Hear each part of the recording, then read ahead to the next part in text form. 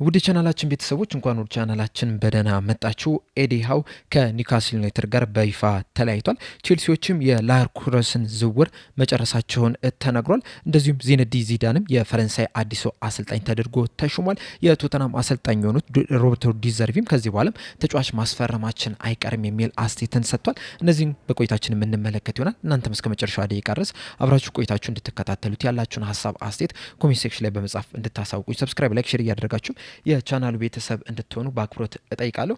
አሁን በቀጥታ ወደ ዘገቦቹ የምናመራ ይሆናል። አብራችሁን ቆዩ። በመጀመሪያም ዚነዲን ዚዳንን የምንመለከት ይሆናል። የፈረንሳይ ብሔራዊ ቡድን ዚነዲን ዚዳንን አዲሱ የብሔራዊ ቡድን አሰልጣኝ አድርገው መሾማቸውን አረጋግጧል። እስከ 2030 ድረስም በፈረንሳይ ብሔራዊ ቡድን አሰልጣኝነት ስራው የሚቀጥል ይሆናል። ይህ ዜና በእርግጥ ሰርፕራይዝ የሚያደርግ አይደለም ወይም የሚያስገርም አይደለም። ምክንያቱም ላለፉት ጥቂት ዓመታት ሲጠበቅ የነበር በተለይ ዚነዲን ዚዳን ከሪያል ማድሪድ አሰልጣኝነቱ ከተነሳ በኋላ ወይም ደግሞ ከሪያል ማድሪድ ጋር ከተለያየ በኋላ የፈረንሳይ ብሔራዊ ቡድን አሰልጣኝ ለመሆን እስካሁን ድረስ የየትኛውንም ክለብ ጥያቄ ሳይቀበል ቀርቷል። ከዚህ ቀደም እንግዲህ የተለያዩ ክለቦች ይህንን አሰልጣኝ አድርገው ለመቅጠር የተለያዩ እንቅስቃሴዎችን አድርጎ ነበር። ነገር ግን እነዚህን እንቅስቃሴዎችን ሳይቀበል ቀርቷል። ዲዲዬ ዴሹም በፈረንሳይ ብሔራዊ ቡድን አሰልጣኝነታቸው ለዘላቂነት እንደማይቆዩም ሲጠበቅ ነበር። በሳቸው ምትክም ዚነዲን ዚዳን የፈረንሳይ ብሔራዊ ቡድን አሰልጣኝ ይደረጋል ሲባልም ነበርና በስተመጨረሻም የ2026 የዓለም ዋንጫ ከተጠናቀቀ በኋላ ዲዲዬ ዴሾ ከፈረንሳይ ብሔራዊ ቡድን ጋር መለያየታቸውን ተከትሎ ዚነዲን ዚዳን የፈረንሳይ ብሔራዊ ቡድን አሰልጣኝ መሆን ይችላል። በዚህ ዓለም ዋንጫ ላይ እንግዲህ የፈረንሳይ ብሔራዊ ቡድን ቢያንስ የፍጻሜው ጨዋታ ላይ ትደርሳለች ተብሎ ተጠብቆ ነበረ። ነገር ግን በስፔን ብሔራዊ ቡድን አሳማኝ በሆነ መንገድ ተሸንፋ ወደ ፍጻሜ ማለፍ ሳትችል ቀርታለች። እንደዚሁም በደረጃ ጨዋታ ላይ እንግሊዝ ብሔራዊ ቡድን ተሸንፋ አራተኛ ደረጃን ይዛ ነው ማጠናቀቅ የቻለችውና ከዚህ ውጤት በኋላ የፈረንሳይ ብሔራዊ ቡድን ከዲዲዬ ዴሾ ጋር መለያየታቸውን ተናግሯል። ዚነዲን ዚዳንንም በቅርቡ አሰልጣኝ አድርጎ መሾማቸውን ይፋ አድርጓል። እስከ 2030 ድረስም በፈረንሳይ ብሔራዊ ቡድን አሰልጣኝነቱ የምንመለከተው ይሆናል። በመቀጠልም ቶተናምን ነው የምንመለከተው። የቶተናም አሰልጣኝ የሆነው ሮበርቶ ዲዘርቪ ከዚህ በኋላም ተጫዋች እናስፈርማለን የሚል አስተያየትን ሰጥቷል። በዚህ የክረምቱ የዝውውር መስኮት እንግዲህ በተለይ በእንግሊዝ ፕሪሚየር ሊግ ውስጥ ቶፕ 6 ከሚባሉት ክለቦች መካከል ቶተናሞች በጣም አስደናቂ የሚባል እንቅስቃሴን እያደረጉ ነው የሚገኙት። እስካሁን ድረስም እንግዲህ 6 ተጫዋቾችን ማስፈረም ችሏል። በተለይ ደግሞ ሳንድሮ ቶናሊ በ100 ሚሊዮን ፓውንድ ኒውካስል ዩናይትድ እንደዚሁም ደግሞ ማቴስ ፈርናንዴዝን በ85 ሚሊዮን ፓውንድ ከዌስትሃም ዩናይትድ ሲያስፈርሙ መመልከት ይችላል። ተከላካዩን ቫን ሄካንም በ52 ሚሊዮን ፓውንድ ከብራይተን ማስፈረም ይችላል። እንደዚሁም የበርንማውስ ተጫዋች የሆነው ሴኔሲንና የሊቨርፑል ተጫዋች የነበረውን አንዲ ሮበርትሰንን በነጻ ዝውውር ሲያስፈርሙ መመልከት ይችላል። ከዚህ በኋላም እንግዲህ የአጥቂ ስፍራውን ለማጠናከርም አንድ ወይም ሁለት ተጫዋቾችን ሊያስፈርሙ ይችላሉ ነው እየተባለ የሚገኘው። በተለይ ደግሞ ባለፉት ጥቂት ቀናቶች ውስጥ ከማንቸስተር ሲቲ ከተጫዋች ከሆነው ከሳቪኒዮ ጋር ስማቸው በስፋት እየተያዘ ነው የሚገኘው። በእርግጥ ይህንን ተጫዋች ለማስፈረም የዝውውር መስኮቱ ልክ እንደተከፈተም አንዳንድ እንቅስቃሴዎችንም አድርጎ ነበረ። በጃንዋሪ ዝውውር መስኮትም አንዳንድ ጥረቶችንም ማድረግም ችለው ነበር። ነገር ግን እስካሁን ድረስ ሳይሳካላቸው ቀርቷል። አሁን ግን ከማንቸስተር ሲቲ ጋር አዲስ ንግግር እንደጀመሩ ነው እየተነገረ የሚገኘው እና ምናልባትም ይህንን ተጫዋች ሲያስፈርሙ ልንመለከት የምንችልበት እድል አለ። ነገር ግን ደግሞ ዋናው ፈራሚያቸው ሳቪኒዮ ይሆናል ተብሎ አይጠበቅም። ምናልባት ከሱ በተጨማሪም አንድ የማጥቃት ባህሪ ያለው ተጫዋችን ሊያስፈርሙ ይችላሉ ነው እየተባለ የሚገኘው። እንደሚታወቀው የዝውውር መስኮቱ ልክ እንደተከፈተ ከሊቨርፑል ተጫዋች ከሆነው ከኮዲ ጋክፖ ጋርም ስማቸው ሲያያዝ መስማት ይችለናል እና ምናልባትም ሳቪኒዮንና ኮዲ ጋክፖን ሲያስፈርሙ ልንመለከት የምንችልበት እድል እንዳለ ነው እየተነገረ የሚገኘው። ሊቨርፑሎችም እንግዲህ ኮዲ ጋክፖን ለመሸጥ ክፍት እንደሆኑም ሲነገር ነበረ። በተለይ ትክክለኛው ሂሳብ የሚቀርብላቸው ከሆነ ኮዲ ጋክፖን ለመሸጥ ፈቃደኛ እንደሆኑ ሲዘገብ ነበረ እና ምናልባትም የዝውውር መስኮቱ ከመዘጋቱ በፊት ኮዲ ጋክፖ ወደ ቶተናም ሲያቀና ልንመለከት የምንችልበት እድል ሊኖር ይችላል። ነገር ግን ደግሞ ያም ባይሳካላቸው ሌላ አንድ የአጥቂ ስፍራ ተጫዋችን ሊያስፈርሙ የሚችሉበት እድል እንዳለ ነው እየተነገረ የሚገኘው። በተጨማሪም ሮበርቶ ዲዘርቪ በሰጡት አስተያየት የዝውውር ሂደቶች ላይ ሁሌም ጊዜም ተሳታፊ ነኝ፣ ይህንን ደግሞ በጣም ነው የምወደው። እንደዚሁም ተጫዋቾችን የማስፈረም ሂደቱን በጣም ነው የሚያስደስተኝ። አንድ ተጫዋችንም ደግሞ ለማስፈረም ካሰብ እንደ ሻርክ ነኝ። ተጫዋቹን ለማስፈረም የማልፈነቀለው ድንጋይ የለም። አሁን ላይም እንግዲህ አንድ ምርጥ የሚባል ተጫዋችን ለማስፈረም እንቅስቃሴ እያደረግን ነው የምንገኘው። በእርግጥ እስካሁን ድረስ የተጠናቀቀ ነገር የለም። ነገር ግን አንዳንድ እንቅስቃሴዎችን ጀምረናል። ይህንንም ተጫዋች በስተመጨረሻም እናስፈርማለን ብዬም ሙሉ እምነት አለኝ የሚል አስተያየትን ሰጥቷል። ይህ ተጫዋች ግን ማን ነው የሚለው ነገር እንደዚሁም ከየትኛውስ ክለብ ለማስፈረም እንዳሰቡ ግን ምንም አይነት ፍንጭ አልሰጡም። ነገር ግን አንድ ተጫዋችን ለማስፈረም እንቅስቃሴ ላይ እንደሆኑ በይፋ ተናግረዋል። በመቀጠልም ቼልሲን ነው የምንመለከተው። ቼልሲዎች እንግዲህ የላክሮስን የዝውውር ሂደት መጨረሳቸውን ይፋ አድርጓል። ለዚህ ተጫዋችም ለክሪስታል ፓላስ 52 ሚሊዮን ፓውንድ ለመክፈልም ከስምምነት ላይ መድረስ ችሏል። ቼልሲዎችም እንግዲህ ልክ እንደ ቶተናም ሁላ ክለባቸውን ለማጠናከር የተለያዩ እንቅስቃሴዎችን እያደረጉ ነው የሚገኘው። እንደሚታወቀው ሞርጋን ሮጀርስን ከአስቶን ቪላ በ117 ሚሊዮን ፓውንድ ማስፈረማቸውን አረጋግጧል። አሁን ደግሞ ከክሪስታል ፓላስ ላክሮስን በ52 ሚሊዮን ፓውንድ ማስፈረማቸውን ይፋ አድርጓል። ይህም ተጫዋች እንግዲህ የቼልሲን የመከላከል ዲፓርትመንትን በደንብ ያጠናከራል ተብሎ ይጠበቃል። ከዚህ ቀደምም ስላችሁ እንደነበረው ዣቪ አሎንሶ በቼልሲ 3-4-3 ፎርሜሽን ይጠቀማል ተብሎ ነው የሚጠበቀው። ላክሮስ ደግሞ በክሪስታል ፓላስ በ3-4-3 ፎርሜሽን በጣም አስደናቂ የሚባል እንቅስቃሴን ሲያደርግ የተመለከትነው ተጫዋች ነውና ወደ ቼልሲ ሄዶ ይህንን የመከላከል ዲፓርትመንት በደንብ ያጠናክራል ተብሎ ይጠበቃል። በተጠናቀቀው የውድድር ዘመን እንግዲህ እንደተመለከትነው ቼልሲዎች በመከላከል ረገድ ብዙ ሲቸገሩ መመልከት ችለናልና ላክሮስ መምጣቱ ይህንን የተከላካይ ችግርን ይቀርፋል ተብሎ ይጠበቃል። ከሱ በተጨማሪም ግን ልምድ ያላቸውን ተጫዋቾች ለማስፈረም እንቅስቃሴ እያደረጉ ነው የሚገኙት። በተለይ ደግሞ የቀድሞ የሊቨርፑል አምበል የነበረውን የብሬንትፎርድ ተጫዋች የሆነውን ጆርዳን ሄንደርሰንን ለማስፈረም አንዳንድ እንቅስቃሴዎችን ጀምሯል። ጆርዳን ሄንደርሰን እንደዚሁም ደግሞ ብሬንትፎርድም በይፋ እንደተናገሩት ከሆነ ተጫዋቹና ክለቡ በይፋ ለመለያየት ወስኗል። በዚህ መሰረትም እንግዲህ ጆርዳን ሄንደርሰን ወደ ፈለገው ክለብ በነፃ የሚዘዋወር ይሆናል። ይህም የሚያሳዩ ደግሞ ከቼልሲ ጋር እያደረገው ያለው ድርድር በጣም በጥሩ ሁኔታ እየሄደ መሆኑን ነው በደንብ የሚያሳየው። እናም በቀጣይ ቀናቶች ውስጥ ምናልባትም የቼልሲ ተጫዋች ሆኖ ይፋ ሊደረግ የሚችልበት ከፍተኛ እድል አለ። ይህንን ተጫዋች ቼልሲዎች የሚያስፈርሙት ከሆነ ደግሞ መሀል ሜዳ ላይ ሌላ አሰልጣኝ እንዳገኙ ነው መቁጠር ያለባቸው።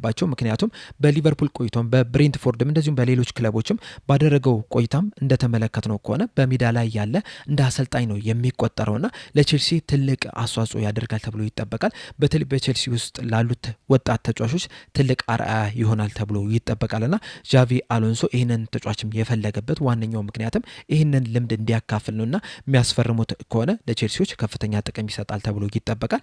ከሱ በተጨማሪም የብራይተን ተጫዋች የሆነው ዊል ቤክንም ለማስፈረም እንቅስቃሴዎችን እያደረጉ ነው የሚገኙት። በቅርቡም ይጠናቀቃል ተብሎ ይጠበቃል። ይህም ተጫዋች እንግዲህ ልክ እንደ ጆርዳን ሄንደርሰን ሁላ በማጥቃት ክፍል ላይ ትልቅ ልምድ ይሰጣል ተብሎ ይጠበቃል። በእርግጥ ባለፉት ጥቂት ዓመታት ዊልቤክ በብራይተን ቤት ድንቅ የሚባል እንቅስቃሴን ማድረግ ይችላል። በቼልሲ ቤትም ይህንን እንቅስቃሴ ይደግማል ተብሎ ይጠበቃል። ከዛ በተጨማሪም ግን ልምዱ ለቼልሲ ተጫዋቾች ከፍተኛ ግልጋሎት ይሰጣል ተብሎ ይጠበቃል። ዣቪ አሎንሶም እንደዚህ አይነት ልምድ ያላቸውን ተጫዋቾች ማስፈረም የሚወድ አሰልጣኝ ነው። በተለይ በባየር ሊቨርኩሰን እያለም እንደተመለከት ነው ግራኒት ዣካን ከአርሰናል በማስፈረም ቡድናቸውን በደንብ ማጠናከር ችሎ ነበረ። በዛም ዓመት እንግዲህ ምንም አይነት ጨዋታ ሳይሸነፉም የዋንጫ ባለቤትም ሲሆኑ መመልከት ችለናልና ልክ እንደ ግራኒት ዣካ እንዳደረገው ሁላ ጆርዳን ሄንደርሰንና ዊልቤክን በማስፈረም ለቡድኑ ልምድ ለመስጠትም ያሰበ ይመስላልና እነዚህን ተጫዋቾች ለማስፈረም እንግዲህ ከፍተኛ እንቅስቃሴን እያደረጉ ነው የሚገኙት። በመቀጠልም ኤዲሃውን ነው የምንመለከተው። በዛሬው ዕለት ዘ አትሌቲክስ ይዞት በወጣው መረጃ መሰረት ኤዲሃው በራሱ ፍቃድ ከኒውካስል ዩናይትድ ጋር በይፋ ተለያይቷል። ኒውካስል ዩናይትዶች ከዚህ አሰልጣኝ ጋር ለመለያየት ፍላጎት አልነበራቸውም። ነገር ግን ደግሞ ኤዲሃው ከእግር ኳስ ዓለም ማረፍ ስለፈለገ ከኒውካስል ዩናይትድ በራሱ ፍቃድ ሊወጣ ችሏል። እንደሚታወቀው ኤዲሃው 2021 ላይ ነበረ ኒውካስል ዩናይትድን መቀላቀል የቻለው። በዛ ሰዓትም እንግዲህ ኒውካስል ዩናይትዶች ከፕሪሚየር ሊጉ እንዳይወርዱ በጣም ከፍተኛ ስራን መስራት ችሏል። ከዛም በቀጣይ ዓመትም የሻምፒዮንስ ሊግ ተሳታፊም ማድረግም የቻለ አሰልጣኝ ነው የነበረው። እንደዚሁም 2025 ላይ በካራባኦ ካፕ ሊቨርፑልን በማሸነፍ ከ70 ዓመት በኋላ የመጀመሪያ ዋንጫቸውን እንዲያሸንፉ ማድረግ የቻለ አሰልጣኝ ነው የነበረው። እንደዚሁም ከዛ በኋላም በተደጋጋሚ ወደ ሻምፒዮንስ ሊግ እንዲገቡ ማድረግ ችሎ ነበረ። ነገር ግን ባለፉት 2 ዓመታት የተጠበቀውን ያህል እድገት ማሳየት አልቻሉም። በተለይ ኒውካስል ዩናይትዶች በአረብ ከበርቴዎች ከተገዙ በኋላ ከፍተኛ ደረጃ ላይ ይደርሳሉ ተብሎ ተጠብቆ ነበረ። የተለያዩ ምርጥ ተጫዋቾችንም ማስፈረም ይችላሉ ሲባልም ነበረ። ነገር ግን በፈለጉት ያህል እድገት ማስመዝገብ አልቻሉም። የተጠበቀውን ያህል እንቅስቃሴን ማድረግ አልቻሉም። በተለይ ደግሞ ፒኤስአር እና ኤፍኤፍፒ ማነቋቸውን ይዞ የፈለጉትን ያህል እንቅስቃሴን በዝውውር መስኮት ላይ እንዳያደርጉ አድርጓቸዋል። እንደዛም ቢሆንም ግን ኤዲሃው ባላቸው ቡድን ተጠቅሞ ኒውካስል ዩናይትዶች ወደ ሻምፒዮንስ ሊግ እንዲገቡ ማድረግ ችሎ ነበረ። ነገር ግን ቅድም እንዳልኳችሁ እንግዲህ ባለፉት 2 ዓመታት የተጠበቀውን ያህል እንቅስቃሴን ማድረግ ሳይችሉ ቀርቷል።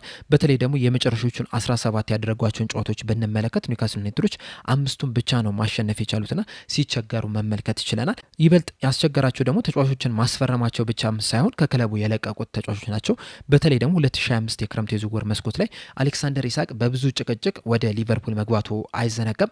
ያ ደግሞ ቡድኑ ላይ በጣም ከፍተኛ የሚባል ተጽዕኖ ፈጥሯል። ምክንያቱም አሌክሳንደር ኢሳቅ የኒውካስል ዩናይትድ ወሳኝ የሚባል አጥቂ ነው የነበረው። ወደ ሊቨርፑል ከመዘዋወሩ በፊት በኒውካስል ዩናይትድ ቤት የመጨረሻውን የውድድር ዘመን ላይ በፕሪሚየር ሊጉ ከ20 በላይ ጎሎችንም ማስቆጠር የቻለ አጥቂ ነው የነበረውና የእሱ መውጣት ክፉኛ ጎድቷቸዋል። ይበልጥ ደግሞ የወጣበት ጊዜም ራሱ ኒውካስል ዩናይትዶችን በደንብ ጎድቷቸዋል። ምክንያቱም መጀመሪያ አካባቢ ወጥተው ቢሆን ኖሮ እነሱ መጨረሻ ላይ ለሚሸጡት ነገር መጀመሪያ ላይ ሽጠውት ቢሆን ኖሮ በሱ ሂሳብ የተለያዩ ተጫዋቾችን ማስፈር የሚችሉ ነበር። ነገር ግን እስከ መጨረሻው ደቂቃ ድረስ መጠበቃቸው እንደዚሁም ደግሞ ለሱ አማራጭ ብለው የያዟቸው ተጫዋቾችም እነሱን ትተው ወደ ሌላ ክለብ ማምራታቸው ክፉኛ ጎድቷቸዋል። እንደሚታወቀው ሂጉ ኤኪቲኬን ማስፈረም ፈልገው ነበረ፣ ነገር ግን በስተመጨረሻ ወደ ሊቨርፑል መቀላቀል ችሏል። ሴስኮንም ማስፈረም ፈልገው ነበረ፣ ነገር ግን ማንቸስተር ዩናይትድን መርጧል። እንደዚሁም ከጊዮኬሬስ ጋርም ስማቸው ሲያያዝ ነበረ፣ እሱም ወደ አርሰናል መሄድን መርጧል። ምናልባት አሌክሳንደር ኢሳቅን መጀመሪያ ላይ እሱ እንደፈለገው ሽጠውት ቢሆን ኖሮ ሂጉ ኤኪቲኬ ምናልባትም ሊቨርፑልን ላይቀላቀል የሚችልበት እድል ሊኖር ይችል ነበረ። እንደዚሁም ብዙ ማሰቢያ የሚያስችላቸውን ጊዜ የሚያገኙ ነበረ። ነገር ግን በራሳቸው ድርቅናም ጭምር አሌክሳንደር ኢሳቅ በመጨረሻው የዝውውር መስኮት መዝጊያ ቀን ላይ ሊቨርፑልን መቀላቀል ችሏል። እነሱም ደግሞ ቮልትመሄድን በውድ ዋጋ ሊያስፈርሙት ይችላል። ምናልባትም መጀመሪያው አካባቢ ቢሆን ኖሮ የዝውውር መስኮቱ ልክ እንደተከፈተ አካባቢ ቢሆን ኖሮ ቮልትማድን በ50 በ60 ሚሊዮን ፓውንድ ማግኘት ይችሉ ነበር። ነገር ግን መጨረሻ ሰዓት ላይ በመሆኑ ምክንያት 80 ሚሊዮን ፓውንድ አካባቢ ከፍለው ሊያስፈርሙት ይችላል። እሱም ደግሞ ያን ያህል ውጤታማ የሚባል እንቅስቃሴን ማድረግ ሳይችል ቀርቷል። እንደዚሁም በዚህ የክረምት የዝውውር መስኮትም ጎርደንን ለባርሴሎና ሲሸጡ ተመልክተናል። ሳንድሮ ቶናሊ በ100 ሚሊዮን ፓውንድም ቶተናምን ተቀላቅሏል። እንደዚሁም ብሩኖ ጉማሬሽም ወደ አርሰናል ለመቀላቀል አንዳንድ ንግግሮች እየተደረጉ ነው የሚገኙት። አርሰናሎችም ወደ 75 ሚሊዮን ፓውንድ አካባቢ የሚጠጋ ገንዘብ ለተጫዋቹ አቅርቧል። በእርግጥ ኒውካስል ዩናይትዶች እስካሁን ድረስ ይህንን ጥያቄ አልተቀበሉም። ነገር ግን ምናልባት ተጨማሪ ጥያቄዎችን አርሰናሎች የሚያቀርቡ ከሆነ ተጫዋቹ ወደ አርሰናል ሊያቀና የሚችልበት እድል አለና እንደዚህ አይነት መስቀልቀል ባሉበት ወቅት ላይ ኤዲሃውን መውቀስ ትንሽ አስቸጋሪ ነው የሚሆነው። በእርግጥ ቅድም እንዳልኳቸው ኒውካስል ዩናይትዶች ኤዲሃውን ማጣት አልፈለጉም ነበረ። ነገር ግን ደግሞ ስራው ከጊዜ ወደ ጊዜ በጣም እየከበደ ነው እየመጣ የሚገኙ። ምክንያቱም ወሳኝ ተጫዋቾቻቸውን የሚያጡ ከሆነ እንደዚሁም በእነዚህ ተጫዋቾች ምትክ ደግሞ ሌላ ምርጥ ተጫዋችን የማያስፈርሙ ከሆነ አሰልጣኙ ላይ በጣም ከባድ ስራ ነው የሚያመጣውና በዚህ ምክንያትም ሊሆን ይችላል እንግዲህ ኤዲሃው ከክለቡ ጋር ለመለያየት የወሰኑት። በእርግጥ ባለፈው ሲዝንም ከክለቡ ሊለቁ ይችላሉ የሚሉ ነገሮችን ስንሰማ ነበረ።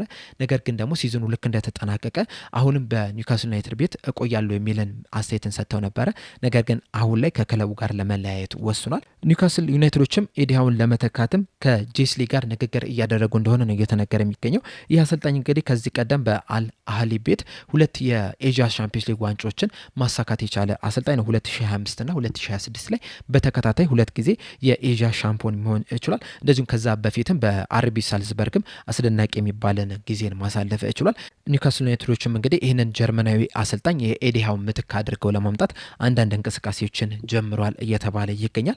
ይሳካላቸዋል ወይ የምንመለከት ይሆናል። እሱስ ወደ ፕሪሚየር ሊግ ወጥቶ ኒውካስል ዩናይትድን የተሻለ ቡድን ማድረግ ይችላሉ የሚለው በጣም ትልቅ ጥያቄ ነው። እሱንም እንግዲህ ከተቀጠረ በኋላ አብረን የምንመለከት ይሆናል። በአጠቃላይ ግን ኤዲሃው ከ5 ዓመት ቆይታ በኋላ ከኒውካስል ዩናይትድ ጋር በይፋ በራሳቸው ፍቃድ መለያየት ይችላል። በዚህ ዙሪያ እንግዲህ ያላችሁን ሀሳብ አስተያየት እንዳለ ኮሜንት ሴክሽን ላይ በመጻፍ አሳውቁኝ። ኤዲሃው በመሰናበታቸው ምን ተሰማችሁ? በቀጣይስ የኒውካስል ዩናይትድ አሰልጣኝ ማን ሊሆን ይችላል? ይህ የሚመጣው አሰልጣኝ ኒውካስል ዩናይትድን የተሻለ ቦታ ላይ ማድረስ ይችላሉ ወይ?